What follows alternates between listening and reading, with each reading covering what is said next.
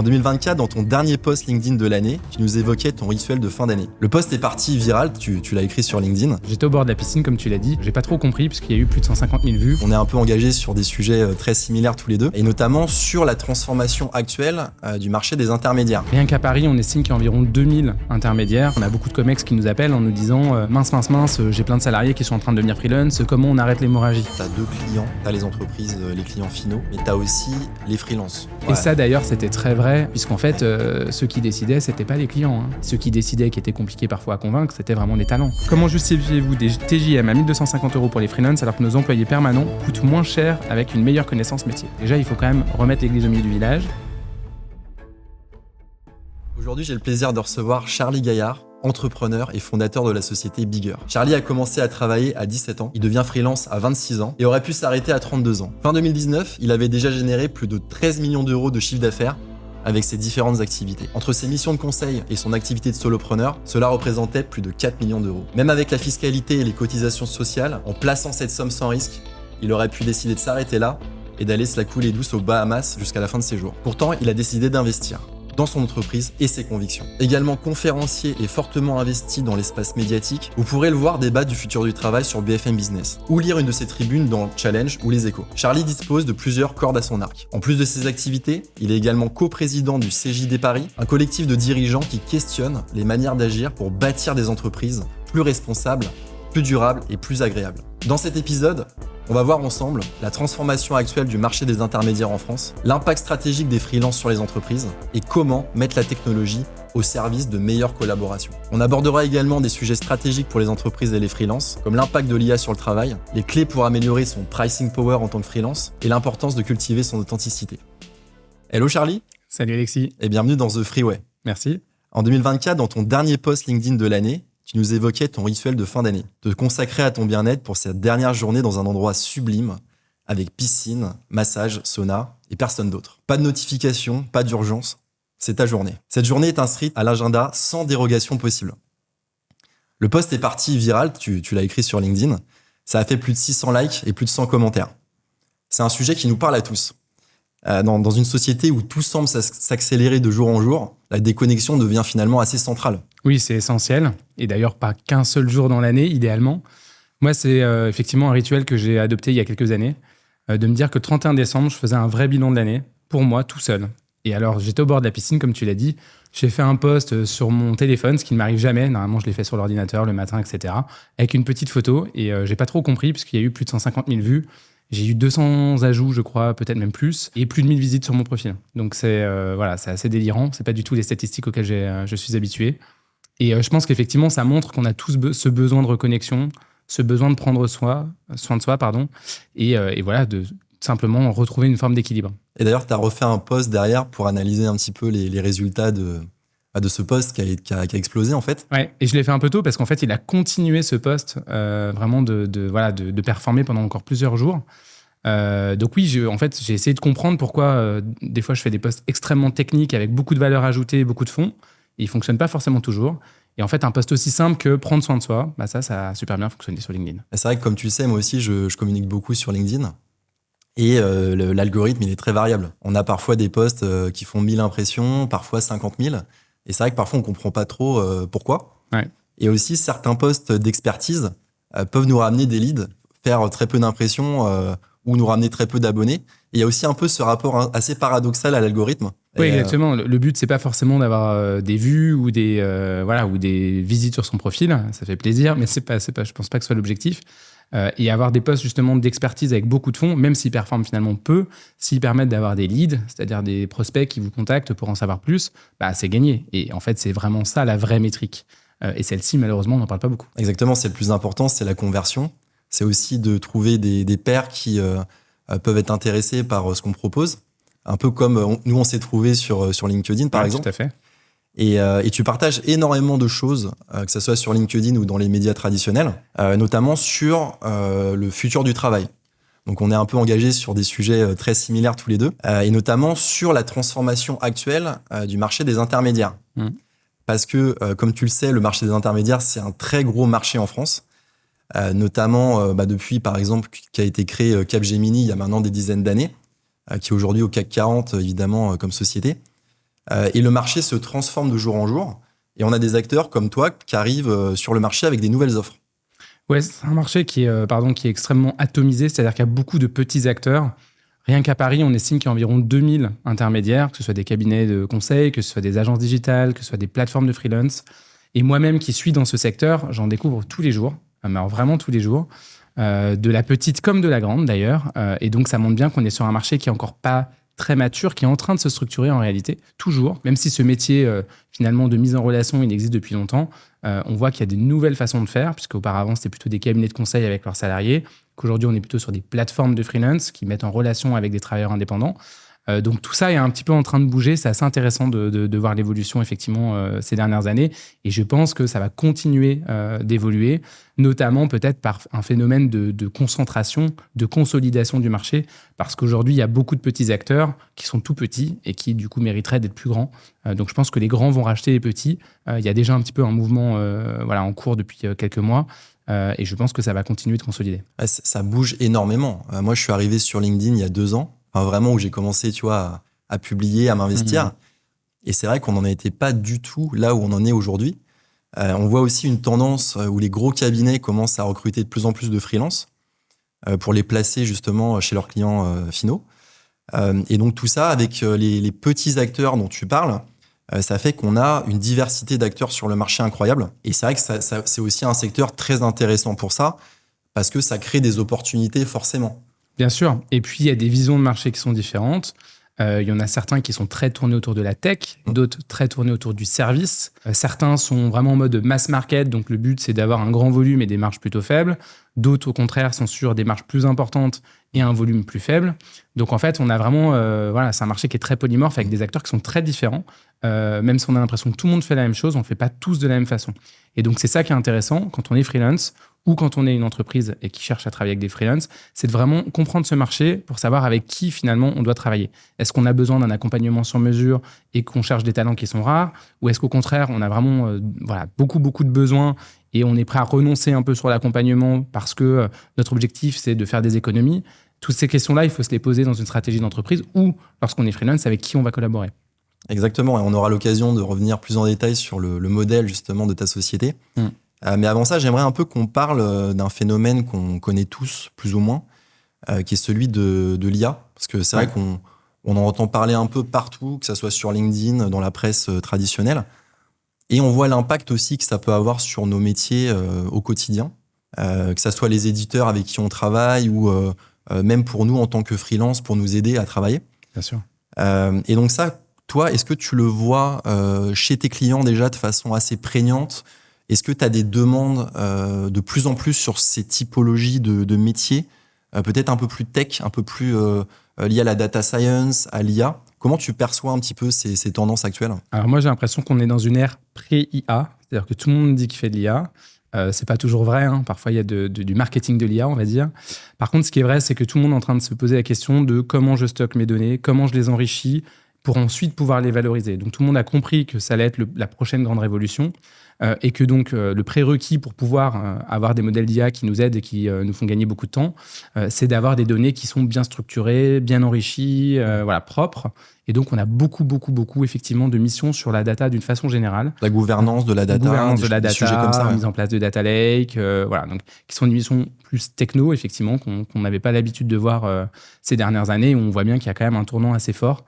Dans différents secteurs d'ailleurs, quel que soit le secteur, parce que tout le monde s'intéresse à se dire mais comment demain ce nouveau pétrole qu'est la data, comment je vais pouvoir en tirer quelque chose et aller plus loin que mes concurrents. C'est quand même un enjeu de compétitivité, l'IA.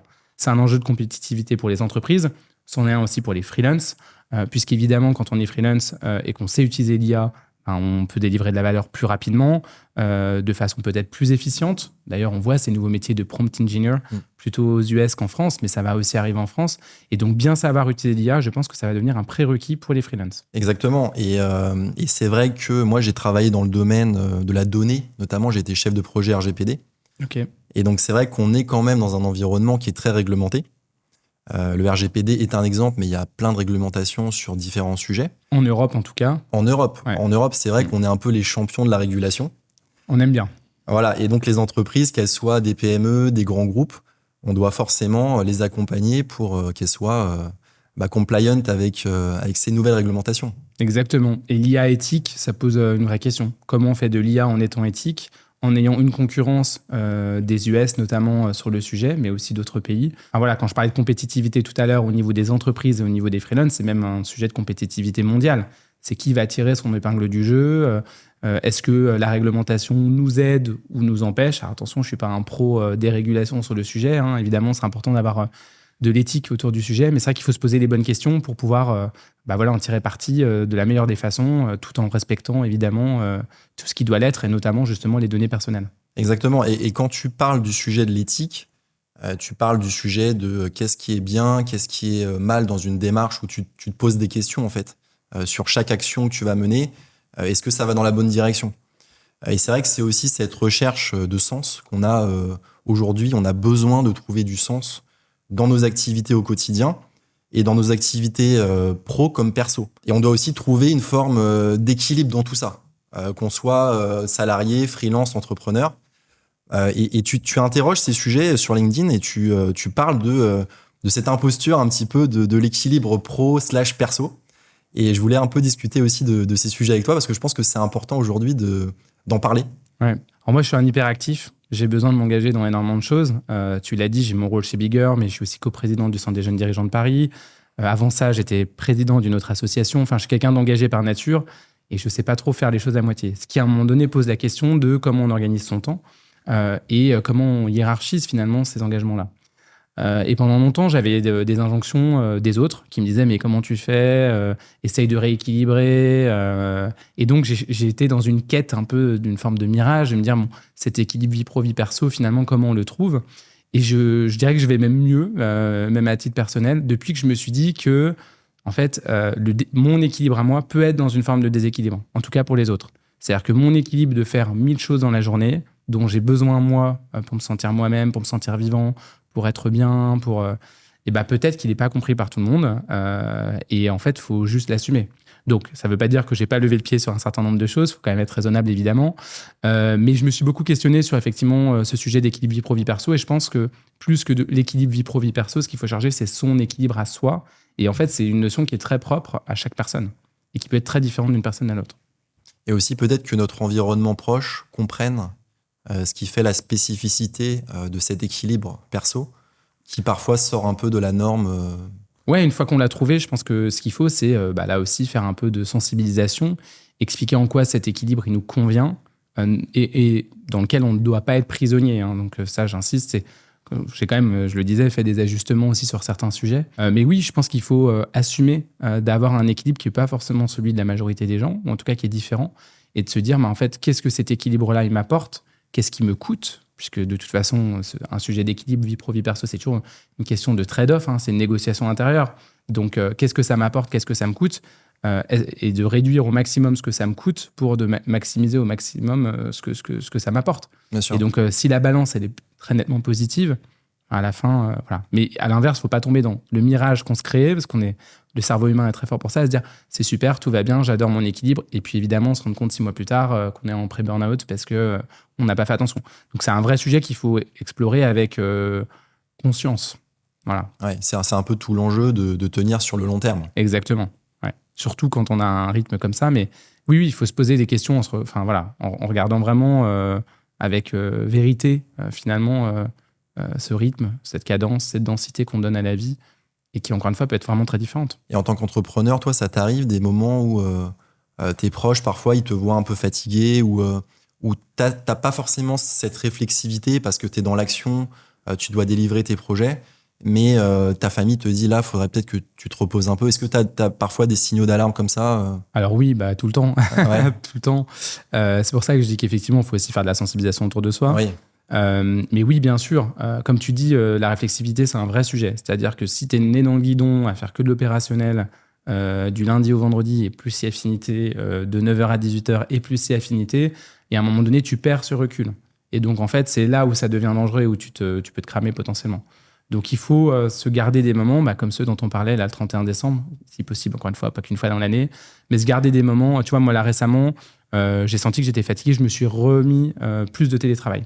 Avant, mon bureau est juste à côté de là où j'habite. Et donc, c'est 6 minutes à pied. Donc, j'y allais tous les jours. J'ai fait ça pendant, je pense, un an et demi. Et je me suis rendu compte qu'en fait, ça me coûtait d'être toujours sollicité. Et que j'avais besoin à un certain moment de déconnecter un tout petit peu, de faire du travail de fond sans être interrompu. Voilà. Et d'avoir des temps même pour moi, tout seul, ce qui est extrêmement rare. Et donc, je me suis réalloué ce temps-là pour moi. Alors, je travaille, mais je le fais de façon différente. Et je sais que je vois clairement que ça remonte ma jauge d'énergie. Ah, clairement. Donc, on est tous un peu introvertis, extravertis. On n'est jamais totalement introverti ou l'extrême opposé. C'est ça. Moi, si je vois personne pendant une semaine, je deviens fou. Et en même temps, c'est vrai que si je ne fais que être dehors et que j'ai jamais un temps pour moi, c'est aussi compliqué. Donc là aussi, il y a un équilibre à trouver qui est, encore une fois, un équilibre très propre à chacun. Donc, effectivement, tu parlais au tout début des intermédiaires et de la diversité qu'il y avait sur le marché, l'atomisation, etc. Et je voudrais un peu qu'on revienne sur ce que tu proposes avec ta société Bigger. Et notamment, j'ai relevé dans un de tes écrits le concept de multispécialiste, alors que j'avais jamais entendu parler pour ma part. Et j'aimerais que tu me dises un peu ce que tu entends par là. Alors, je pense qu'on n'est pas beaucoup de multispécialistes en France. Peut-être aussi que c'est pour ça que ce mot, il n'est pas très connu. Alors, nous, on vient du métier de la mise en relation. Donc, historiquement, effectivement, on connecte des talents indépendants, plutôt seniors, avec des grandes entreprises, donc à 40, SBF 120. Et on a récemment décidé effectivement d'opérer un virage stratégique en réorganisant notre offre. Donc, cette offre de mise en relation, on va la transformer en un club, le club des talents indépendants de plus de 10 ans d'expérience, spécialiste de la transformation d'entreprise. Donc, transformation, on entend transformation digitale, on entend l'IA, on entend les enjeux RSE, la finance, etc. Donc, vraiment les nouveaux business models. Donc, comment on transforme les entreprises.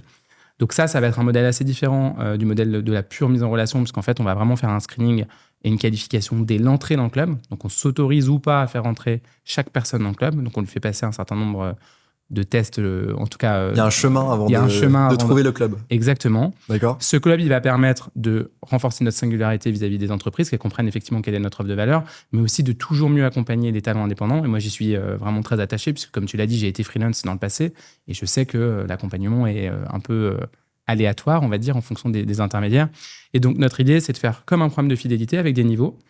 Tu peux gagner des points, entre guillemets, soit en faisant des missions avec nous, en nous proposant des missions si tu as connaissance de business que tu ne peux pas opérer, ou en t'engageant dans la communauté. Et l'idée, c'est que sur les tiers les plus supérieurs de cette sorte de programme de fidélité, tu aies vraiment une expérience qui soit unique, avec du coaching d'entrepreneurs très connus qui sont par exemple qui va être mon associé, avec des événements très VIP, petits formats, pour justement rencontrer des speakers qui sont normalement assez inaccessibles. Donc l'idée, c'est vraiment de créer des expériences et d'attirer à nous des personnes qui ne sont pas nécessairement sur les plateformes parce qu'elles trouvent des missions autrement, mais parce qu'elles ont aussi besoin de développer leur activité. Et donc ça, on va le lancer dans quelques jours. Deuxième étage de la fusée, c'est ce qu'on appelle le SaaS. Donc là, l'idée, c'est de lancer un produit qu'on vend sous forme de licence, à la fois aux ESN, donc nos concurrents, aux entreprises, que ce soit direction ressources humaines ou direction achat, avec 2 modules. Un premier module qui s'appelle un Freelance Management System. Donc, l'objectif, c'est de pouvoir gérer la recherche de freelance de A à Z. Donc, ça va du sourcing à la qualification, en passant par la conformité, c'est-à-dire la vérification de tous les justificatifs légaux, le contracting, évidemment, avant ça, il y a les entretiens, l'onboarding, l'offboarding, le suivi de mission, enfin vraiment tout le spectre.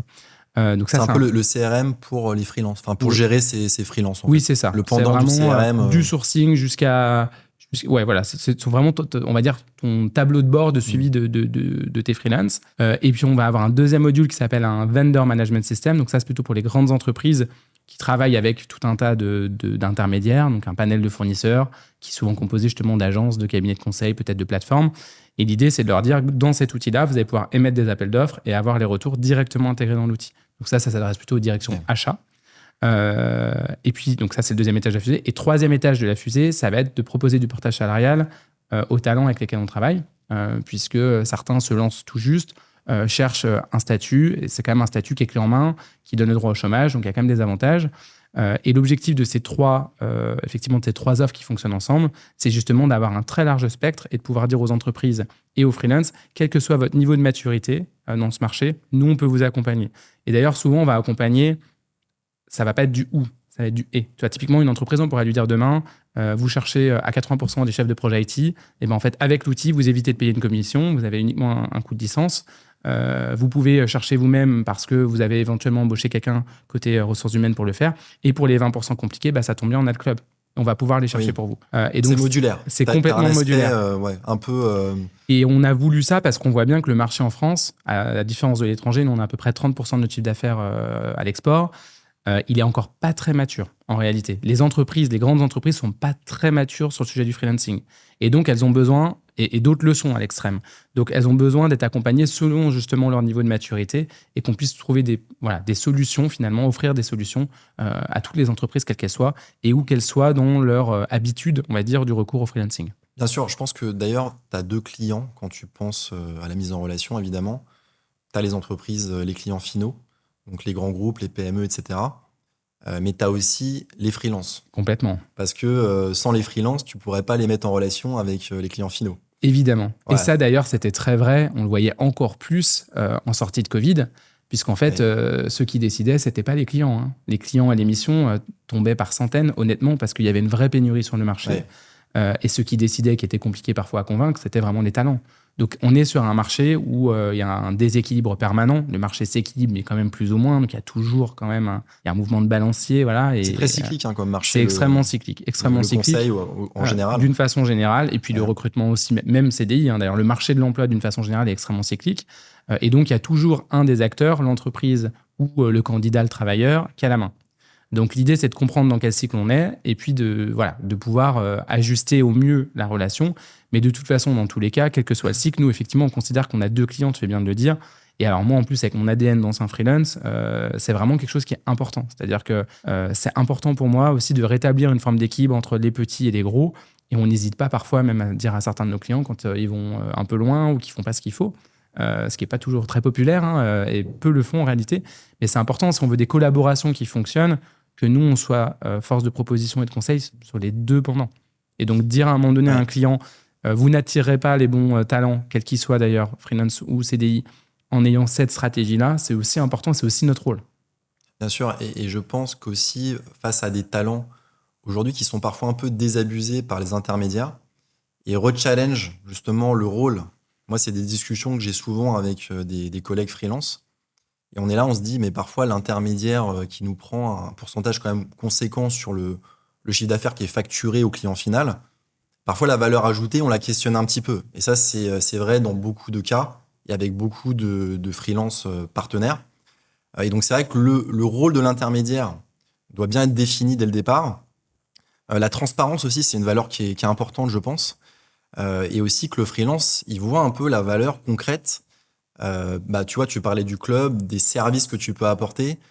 Par exemple, la facturage, c'est un service qu'on peut proposer en tant qu'intermédiaire qui, je trouve, assez intéressant. Bien sûr. Surtout pour les populations que tu évoquais, la transition salarié-freelance qui est parfois un peu brutale. Complètement. Ils n'ont pas forcément le temps de créer la trésorerie ou le réflexe. Voilà. Donc, tu vois, nous, typiquement, là-dessus, on a pris un engagement qui est difficile à tenir quand les taux sont un peu hauts comme maintenant. Alors là, ils commencent à rebaisser, mais c'est qu'effectivement, on paye les freelances comptants. D'accord. C'est-à-dire qu'ils émettent leur facture et 20 jours plus tard, maximum, le temps des délais de traitement, et puis parce qu'on n'a souvent pas les factures à temps aussi, mais le 20 du mois, ils sont payés. Donc ça, c'est un vrai engagement, alors que effectivement, nos clients, ils nous payent probablement, la plupart du temps, c'est au moins 60 jours quand tout va bien. Ouais, c'est ça. C'est que plus tard, donc on fait la banque pour les grandes entreprises. Donc ça, c'est un vrai sujet et c'est un vrai service.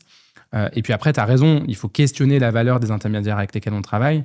Votre partenaire, ça doit être un partenaire. C'est-à-dire qu'il doit aussi essayer de vous trouver des missions, vous aider dans votre développement, au-delà de juste trouver des missions, vous conseiller sur le marché et être en mesure de vous dire, voilà, aujourd'hui, ton profil, il coche telle et telle case, mais peut-être qu'il faudrait que tu développes telle compétence ou telle capacité pour pouvoir être encore plus attractif sur le marché. Ça, c'est vraiment, je pense, des débats qu'on doit avoir aussi avec les talents. Et on doit aller jusque-là. Si votre intermédiaire ou votre partenaire il va pas jusque-là, effectivement, on peut questionner aussi le fee qu'il prend. Et donc, il faut vraiment avoir une logique un peu autour de ça. Et 360 autour de la relation de service. Et je rappelle juste la facturage, parce que peut-être que tout le monde ne connaît pas le service. C'est le fait qu'une entreprise paye souvent, comme tu le disais, 45 voire 60 jours fin de mois. Donc ça veut dire que pour le mois de janvier, par exemple, si on travaille en janvier, on va être payé 2 mois après. Voire fin mars. Voilà, 2 mois après la fin du mois de janvier. Et donc c'est vrai que des services comme ça ont une valeur ajoutée aujourd'hui. Moi-même, j'ai fait appel à ce type de service avec certains intermédiaires. Et donc ça permet aussi de remettre la valeur au cœur du métier d'intermédiaire et de justifier aussi la commission. Et je pense qu'il y a un sujet important là-dessus aussi quand on est freelance, c'est qu'il faut avoir un tarif qui n'est pas fonction de l'intermédiaire. C'est un peu la base, ce que je dis, mais ça mérite d'être rappelé quand même. C'est-à-dire que quand vous êtes freelance, vous avez un positionnement. Je pense qu'on va parler de positionnement peut-être plus tard, mais il faut choisir son tarif. Et puis après, c'est à l'intermédiaire, entre guillemets, de se débrouiller pour aussi facturer ses honoraires et pas l'inverse. Alors des fois, il y a des contraintes de budget client. Il faut que tout le monde fasse des efforts. C'est normal qu'il y ait une logique de négociation, malgré tout. Mais si vous devez baisser de 25% votre tarif pour précisément que votre intermédiaire s'insère dans le dispositif, ça va pas. Ah, bien sûr. Oui, il faut que tout le monde y gagne. Enfin, exactement. C'est win-win au final. Et normalement, quand on est indépendant, on doit avoir une grille tarifaire et se dire, en fonction de la durée de la mission, de est-ce que je veux cette mission absolument ou pas, de ce que ça va m'apporter aussi. Évidemment, c'est modulable, mais normalement, on est censé définir son prix.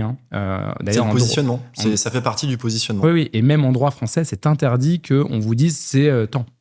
Sinon, c'est du salariat déguisé. Non, mais je le dis, c'est vraiment c'est un vrai important. Sujet aussi, ça. C'est un vrai sujet, ouais. Et donc c'est pour ça que je me permets d'insister là-dessus.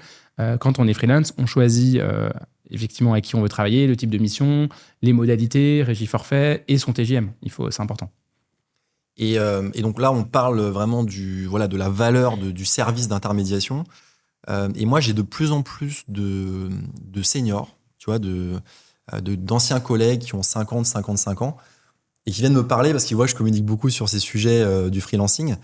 Et ils me disent, je m'intéresse au freelancing, j'aimerais peut-être passer freelance. Et toi, tu en as aussi parlé récemment de ce sujet. Et tu le vois beaucoup, ça, chez Bigger, des gens qui viennent te voir, te parler peut-être en DM et qui te disent, j'aimerais bien devenir freelance. T'as ce type de... Oui, nous, on en a énormément. Alors déjà, il faut savoir, comme je le disais, comme on travaille avec, et puis alors là, ça va être bientôt vraiment assumé et clairement dit, avec des talents qui ont plus de 10 ans d'expérience. Évidemment, tous ne sont pas freelance depuis plus de 10 ans.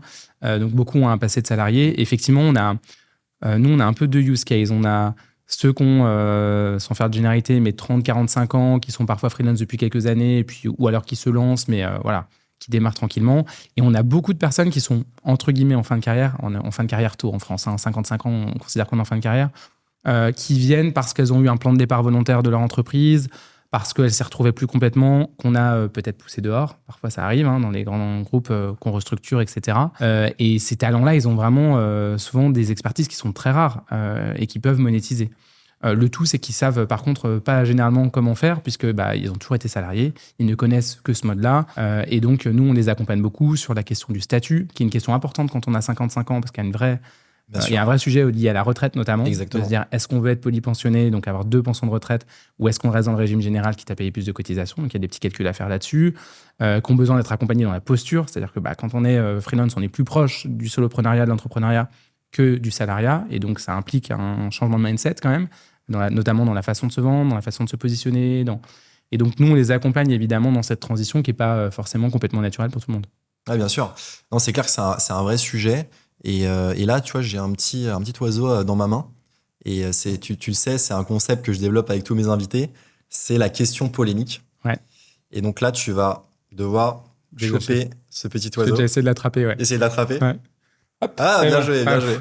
Donc là, tu as le choix entre les deux Doon. Donc, c'est des petites peluches bleues et rouges. Ouais. Donc, je te laisse en prendre une des deux. Allez. Il y a une petite enveloppe juste derrière. Et voilà, allez, c'est parti. Qu'est-ce que tu m'as réservé? Écoute, tu vas le découvrir dans l'enveloppe. Alors. Donc là, tu as 2 questions. Ouais, exactement. Voilà. Alors, je vais en prendre. Je vais commencer par la 2. Comment justifiez-vous des TJM à 1 250 € pour les freelances alors que nos employés permanents coûtent moins cher avec une meilleure connaissance métier? Donc là, je remets dans le contexte. Le Doon rouge, c'est un persona. Donc le persona, c'est un profil type. Ouais. Et donc là, tu as le dirigeant, manager qui est anti-freelance. Ce qui existe aujourd'hui, on a des personnes en face de nous. Et moi, ça m'est arrivé en tant que freelance, qui comprennent pas bien, tu vois, l'intérêt du freelancing, etc. et qui challenge à l'extrême parfois ce type le mode de travail, en fait. Oui, parce qu'on vient bousculer l'ordre établi, c'est-à-dire que les entreprises ne se sont pas construites sur ce modèle-là. Et donc, nous, d'ailleurs, on a beaucoup de comex qui nous appellent en nous disant mince, j'ai plein de salariés qui sont en train de devenir freelance, comment on arrête l'hémorragie? Et donc, on leur dit, le sujet, c'est pas d'arrêter l'hémorragie, le sujet, c'est comment vous travaillez avec les freelances. Et ce risque-là, pour une grande entreprise, il faut en faire une opportunité. Alors du coup, pour répondre à la question, alors déjà, très souvent, il y a une confusion entre le TJM et le coût réel d'un salarié. Donc déjà, il faut quand même remettre l'église au milieu du village. Le brut annuel d'un salarié n'est pas le coût pour l'entreprise d'un salarié. Il faut faire fois 1,4 pour avoir... C'est le super brut, je crois. Non, c'est ce qu'on appelle le coût global employeur, le coût total employeur, qui inclut aussi les cotisations patronales. Et donc, comme on voit que c'est 40% au-dessus du brut, hein, donc, déjà... Qui n'est pas encore le net et qui n'est pas encore le net après hier. Non, exactement. Donc, il faut quand même parler des bonnes choses et comparer des bons sujets. Et donc, déjà, quand on fait cette comparaison-là, on voit qu'il n'y a pas un écart qui est si flagrant que ça.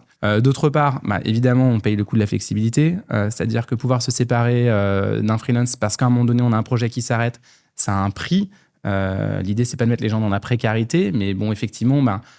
comme à l'image d'un CDD ou qui peut s'arrêter avant, on a une prime de précarité. Donc là, on va pas parler de précarité à 1 250 € par jour, mais quand même, il y a ce sujet-là de se dire, en fait, ma mission, elle peut s'arrêter pas du jour au lendemain, mais en tout cas d'un mois sur l'autre. Le coût du risque. Donc c'est le coût du risque, exactement. Ouais. Et puis, en fait, tout simplement, la meilleure réponse, c'est si ces talents-là arrivent à se vendre 1 250 €, c'est qu'ils ont la valeur de 1 250 €. Et en fait, c'est pas à remettre en question, c'est le marché. Et donc, en fait, de nouveau, le marché s'équilibre. Si ces personnes-là n'avaient pas cette valeur-là, elles ne trouveraient pas de mission et elles ne seraient pas à ce tarif-là. Parce que qu'est-ce qu'on fait quand on est freelance et qu'on ne trouve pas de mission à un tarif X ? On facture X moins 20 ou 30% parce qu'on n'est pas capable de trouver des missions à X. Donc, en fait... Tu changes ton positionnement, tu te formes. Mais exactement. Tu développes d'autres activités pour avoir d'autres revenus. C'est aussi une possibilité. Mais c'est vrai que souvent, en plus, cette question-là, elle est là où elle peut être un peu pernicieuse et même pénible. C'est que c'est les personnes qui posent ce genre de questions sont des personnes qui vont gagner moins que le chiffre qu'elles voient. Donc déjà, elles oublient que les freelances, eux aussi, ils payent des cotisations sociales, des impôts, et qu'évidemment, ils ne se mettent pas 1 250 € par jour dans la poche. Je pense qu'ils aimeraient bien. Donc là aussi, il faut comparer ce qui est comparable. Mais il y a beaucoup en fait, de personnes qui ont une éducation financière qui peut être limitée, ou en tout cas qui voient le chiffre et qui se disent « Waouh, mais 1 250 x 20, ça fait quand même un gros montant et c'est beaucoup plus que le salaire que je touche. Beaucoup plus. » Et donc, en fait, c'est presque de la jalousie comme on aime bien en France. Donc, en fait, voilà, je pense que c'est un sujet qu'il faut prendre avec pédagogie, expliquer aux opérationnels la valeur qu'il y a réellement derrière les chiffres, et puis leur dire, en fait, vous êtes libre. Si vous n'êtes pas à l'aise, il n'y a aucun problème. En fait, ne travaillez pas avec quelqu'un si vous n'êtes pas à l'aise. Bien sûr. Il y a les concurrents ou il y a d'autres freelances ou peu importe. Oui, exactement. Il y a d'autres façons. Il y a des recrutements plus classiques, CDD, CDI. Tout à fait. Et ça te dit d'aller voir le copain en bleu, là, à côté ? Allez, on change de persona. On change de persona, exactement. Je te le mets là. Alors, deuxième question. Et là, qui c'est maintenant le persona ? Attention. Oh, ça je sais. Ça a l'air d'être un acheteur, non ? Un acheteur ? Ouais. Un acheteur de grand groupe. Ouais. Vu les questions, ça a l'air d'être un acheteur. J'ai pas trop de doutes. Alors, la question, c'est ne cachez-vous pas des coûts annexes dans vos forfaits clés en main qui explosent nos budgets achats ? Je peux retrouver le wording de direction achat. Non, blague à part, nous, on a fait le choix de la transparence. Donc, on a une commission fixe de 24%. La seule chose qu'on facture de façon séparée, et ça, c'est mon côté un petit peu militant et engagé, c'est justement la facturage. C'est-à-dire qu'on dit aux entreprises, notre coût à nous, notre valeur en tant qu'intermédiaire, de trouver les bonnes personnes, d'avoir tout l'accompagnement qu'on a, de faire toutes les vérifications de conformité, on les fait de façon assez extensive, c'est 24%. Voilà. Et on facture aussi 40 € par jour et par consultant pour les clients qui refusent le prélèvement comptant. Autant te dire que 100% de nos clients refusent le prélèvement comptant. Mais l'idée, c'est de leur faire comprendre qu'en fait, l'argent a un coût. Et que c'est pas normal qu'une PME telle que nous fasse la banque pour des très très grands groupes cotés, très connus, dont tout le monde parle. Et donc l'idée, c'est de pouvoir leur faire comprendre l'impact que ça a sur nous et justement de le sortir de la marge de la valeur qu'on apporte. Donc voilà. Mais donc en fait, comme notre modèle de pricing il est transparent, à l'inverse de beaucoup d'acteurs où le modèle est opaque, quasiment personne ne communique sur ces sujets. Exactement. Et en fait, c'est un immense avantage pour nous, c'est que le talent sait combien il est facturé au client, le client sait combien touche le talent, et donc en fait, il n'y a pas de débat. Bien sûr. Beaucoup plus simple. Moi je pense, et je vois beaucoup passer d'offres, tu vois, sur LinkedIn, d'intermédiaires, et c'est très rare qu'on voit le TJM consultant. Et je pense qu'aussi le fait de ne pas être transparent sur les commissions, c'est aussi un moyen de pouvoir faire un peu la tête du client. Alors, c'est dur d'être transparent sur le TJM. Les consultants, pas le Oui. TJM. Mais c'est quand même difficile de le mettre dans une fiche parce qu'en fait, tu sais jamais. En fait, quand tu cherches sur le marché, tu sais pas nécessairement quelle seniorité tu vas trouver. Oui. Et puis chacun a sa singularité. Et tu ne sais pas non plus ce que le freelance va te demander. Encore une fois, normalement, c'est au freelance de faire sa politique de pricing. Donc, c'est assez difficile de le mettre. Par contre, effectivement, d'être transparent sur la valeur que tu apportes et comment tu prices cette valeur, c'est indispensable. Enfin, moi, je pars du principe que cette transparence-là, on la doit. On est en 2025 et les trucs de un coup, je fais un coup parce que justement, je peux prendre une grosse marge et puis peut-être là, je serai plus raisonnable. Et en fait, en plus, tout se sait toujours. Donc, en fait, je trouve que c'est vraiment beaucoup plus simple de dire notre valeur. Nous, en tout cas, chez Bigger, on considère que c'est 24%. Voilà, elle peut être challengée, même si généralement, on n'est pas d'accord. Mais voilà, mais en tout cas, au moins, on fige justement cette valeur et on peut discuter sur une base qui est transparente. Qui est connue, qui est transparente. Bien sûr. Et ce pricing power, comme tu l'appelles aussi dans tes posts, comment tu considères qu'un freelance devrait s'y prendre justement pour bien se positionner? C'est quoi un peu tes conseils en tant qu'ex-freelance et maintenant intermédiaire pour que ce soit un consultant très senior avec 20 ans d'expérience ou comme moi qui a un peu plus de 10 ans d'expérience? C'est quoi un peu tes conseils principaux là-dessus? Alors, je dirais qu'on a souvent tendance à avoir un peu les deux extrêmes. Il y a ceux qui vont se surpricer, ceux qui vont se sous-pricer. C'est difficile, c'est vrai, ce sujet du pricing, d'être au bon endroit. La valeur, finalement, qui est la bonne, c'est la valeur maximale qu'on peut facturer à un client sans que ce soit considéré comme abusif. Enfin, si je le fais de façon très claire. Et donc, il faut se renseigner sur le marché. C'est là où c'est intéressant d'être accompagné par des entreprises telles que Bigger ou d'autres. C'est qu'en fait, il faut être conseillé sur le marché, sa valeur de marché. Ça, c'est important. Nous, on a une vision hyper agrégée du marché. On fait plein de talents différents, on a un grand vivier, on fait plein de missions différentes, on a des secteurs d'activité particuliers. Donc, en fait, on sait dire sur le marché aujourd'hui qu'est-ce qu'un TJM normatif, entre guillemets, pour un profil donné. Donc ça, c'est important de s'appuyer justement sur ces acteurs-là. Et pour renforcer son pricing power, en fait, c'est qu'une question de compétitivité. C'est-à-dire que moi, je considère que le plus gros levier pour augmenter son TGM quand on est freelance, c'est d'avoir une combinaison d'expertise qui n'existe pas ailleurs. On est toujours... encore une fois, c'est une question de marché. Donc, en fait, si il y a une demande pour une offre qui n'existe pas, l'offre, elle va être beaucoup plus chère. Donc, en fait, si quand on est freelance, on veut augmenter son pricing power, il faut croiser des expertises qui sont rarement vues ensemble. Toi, nous, il n'y a pas longtemps, on a eu une mission pour quelqu'un qui faisait du M&A, donc de la fusion d'entreprises à l'international sur les ressources humaines. Et qui était il fallait être trilingue. C'est très niché. C'est très niché. Ouais. C'est très niché. Quand on a reçu le brief, on a eu une petite larme là qui a coulé. On s'est dit, est-ce qu'on va trouver, pas trouver? Donc on a dit au client, ça va peut-être être un peu challenge, mais nous on aime les challenges. Donc on y est allé, on a trouvé.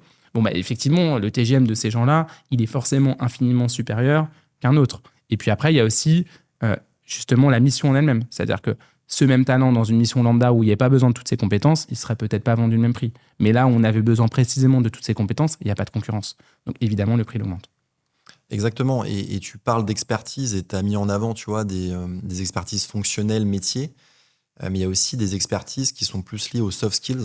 Et c'est surtout les soft skills. Je sais que tu es sensible à ces sujets. J'ai pris un exemple qui parle à tout le monde. Mais évidemment, le leadership, ça ne s'invente pas. Enfin, je veux dire, on l'a ou on l'a pas. Alors, on peut le travailler, évidemment, mais je veux dire, et plus on monte dans les missions, plus on a des missions à enjeu, on a un grand périmètre, plus effectivement les soft skills l'emportent sur les hard skills, parce qu'on ne va pas vous demander de produire, on va vous demander de fédérer, on va vous demander d'emmener des équipes. Et donc, ce n'est pas du tout les mêmes compétences. Exactement. Et Bigger, en matière de mode de travail, je sais que tu avais aussi parlé de ce sujet récemment. Évidemment, il y a la régie. Pour détailler un petit peu pour ceux qui ne connaissent pas, régie ou forfait. C'est que la régie, on facture à la journée. Classiquement, c'est le TJM. Et le client, par exemple, on reste 30 jours, il nous paye 30 jours. Le forfait, c'est des modes de facturation un peu différents. Et souvent aussi, on peut facturer plusieurs projets en parallèle. En tout cas, moi, c'est l'expérience que j'ai eue par le passé, où j'étais sur 2 missions RGPD et une mission de rédaction d'un appel d'offres sur du SIRH. Et donc, tu vois, je jonglais un peu entre les sujets. Et quel est le positionnement de Bigger par rapport à ce type de sujet? Alors, il y a le positionnement Bigger et mon avis sur le sujet, mais le positionnement de Bigger, c'est régie. Pourquoi? Parce qu'en fait, aujourd'hui, alors même si les contrats souvent sont en régie forfaitée pour des tas de raisons juridiques liées à la France, aux législateurs en France, c'est vrai que les clients, ce qu'ils achètent, ce qu'ils aiment acheter, c'est du temps. Pourquoi? Parce qu'en fait, ils sont habitués à avoir des salariés qui leur donnent leur temps. Et donc, c'est encore trop tôt, je pense, pour beaucoup d'entreprises, pour travailler au forfait avec des freelances. Ils savent faire, mais plutôt avec des cabinets de conseil. Donc, soit on est un freelance dans un dispositif de cabinet de conseil, et éventuellement, là, on peut être au forfait, mais en travaillant directement avec des clients, directement ou indirectement via des intermédiaires, mais c'est plus difficile aujourd'hui puisqu'il y a un travail de sensibilisation à faire. Le seul cas où ça fonctionne bien, c'est quand il y a un livrable qui est très clairement défini. Je prends des exemples extrêmes, mais je suis graphiste, je suis copywriter. En fait, le livrable, il est facile à définir. L'attendu, on sait ce que c'est. Voilà, exactement. Ouais. Et donc, il n'y a pas de polémique. Et je dirais même que quand on est freelance, ça peut être à la fois génial comme dangereux. Génial parce que, comme tu dis, quand on sait gérer le forfait, bien le chiffrer, etc., c'est super parce que ça nous permet d'avoir plusieurs missions et de décontingenter notre temps. Parce que sinon, quand on vend notre temps, forcément, il est contingenté. Notre temps, il y a une limite. Donc ça, c'est super, ça donne un levier supplémentaire. Par contre, le risque, c'est que si on se trompe sur le forfait, en fait, on va passer beaucoup plus de temps que prévu à réaliser le livrable. Et donc, du coup, on va potentiellement se retrouver à un TJM, si on le ramène au TJM, qui est inférieur. Et pour une charge mentale qui est supérieure. Et pour une charge mentale... Jongler entre 3 missions, c'est complexe quand même. Exactement. Et puis des litiges. Ça peut être... voilà.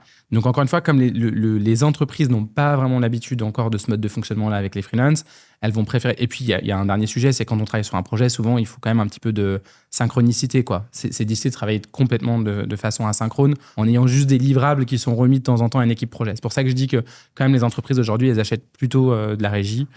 Et peut-être qu'à terme, on verra le forfait se développer. Bien sûr, mais ça, en tout cas, c'est des vrais sujets. Et moi, en tant que consultant, j'ai vu différentes méthodes de travail. Aussi, par rapport à ce que tu disais, les clients acceptent plus ou moins ces modes de travail.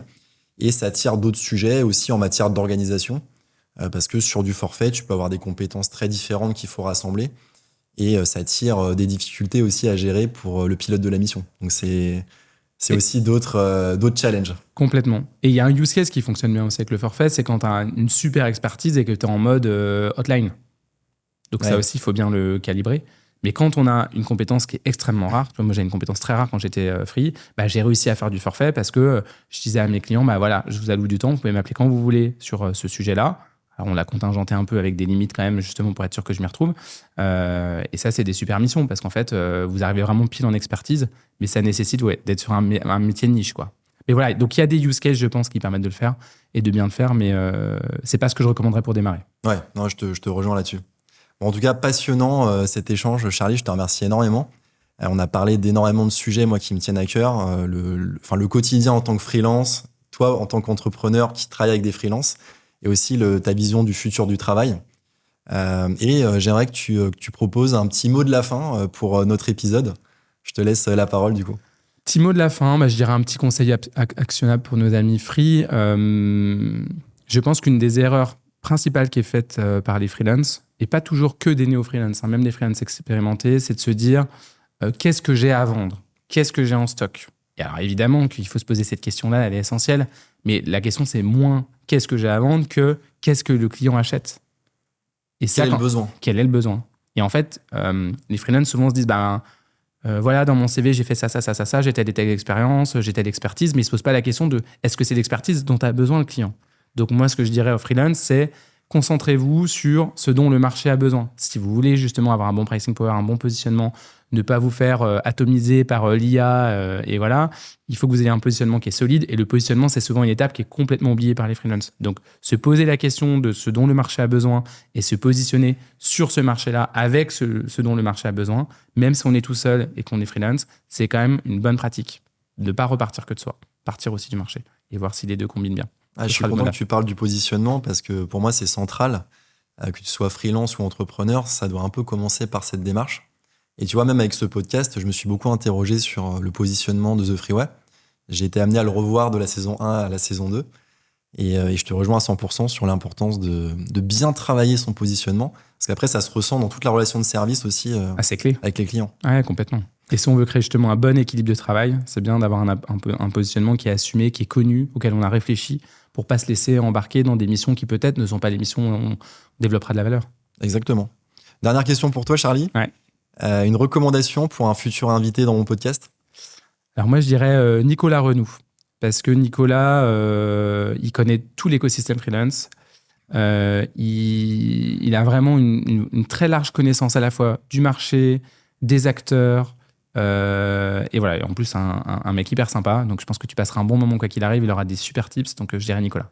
Bon, bah, je note et j'avais eu l'occasion de le rencontrer. On avait échangé un petit peu déjà. Donc, en tout cas, super idée pour un prochain invité. Je te remercie. Avec plaisir. Bah, écoutez, merci pour votre attention. Si cet épisode vous a intéressé, n'hésitez pas à commenter et je me ferai un plaisir de vous répondre et de prolonger la discussion. Merci beaucoup, Charlie. À bientôt. Merci, À Alexis. bientôt. Bye. Si cet épisode vous a plu, pensez à le partager à ceux qui devraient l'écouter. Et pour celles et ceux qui souhaitent approfondir, rendez-vous sur thefreeway.fr pour retrouver des ressources en lien avec l'épisode. Si vous voulez me contacter, retrouvez-moi sur LinkedIn, Alexis Léger. On se retrouve très bientôt pour un nouvel épisode de The Freeway. À très vite!